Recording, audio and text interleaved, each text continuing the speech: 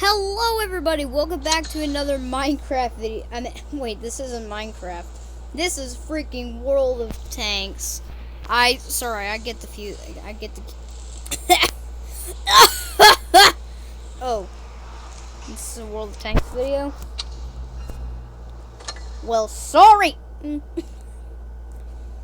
So, today we're going to be doing I think you can just call this a tank review. I haven't done many.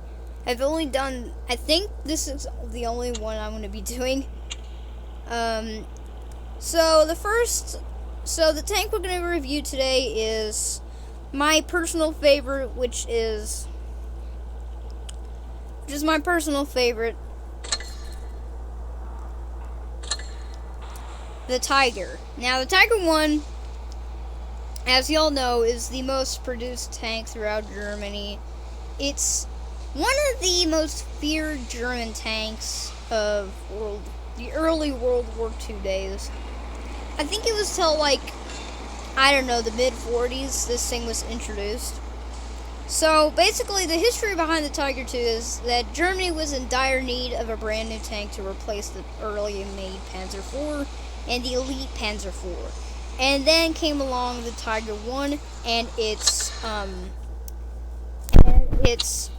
older brother, which would have been the Tiger 2, and the most feared vehicle of World War II.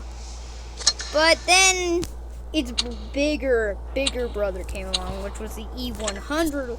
Unfortunately, the E100 never made it for production and was easily destroyed because of its sheer size. The reason why this thing was so big, Baron von Games will tell you that. Just go down to his monster German tank video, and you'll see why.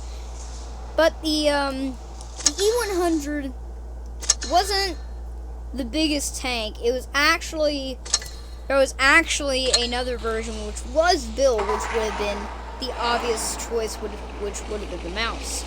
The Maus is a big, bulky tank which has lots and lots of armor. I don't know how thick the armor is. It's probably I don't know. I don't even know. I know my tanks well, but I don't really know the thicknesses of most tanks.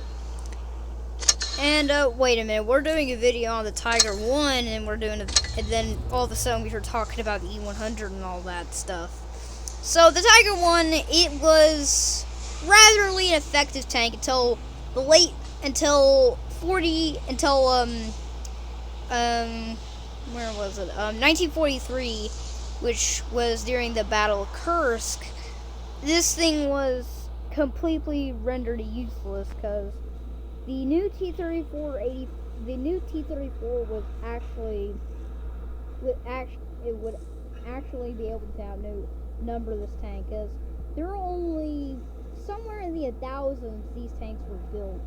And as for its Russian counterpart, which would have been the classic T-34-85, there were about 123,000 of these prototypes built. And the earlier version, which was, of course, the first ever T-34, this is the early bird, the T-34.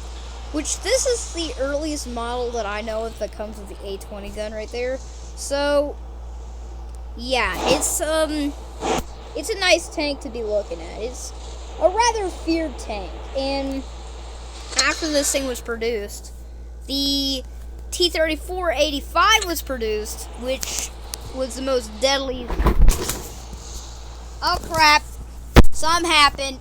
We'll be back.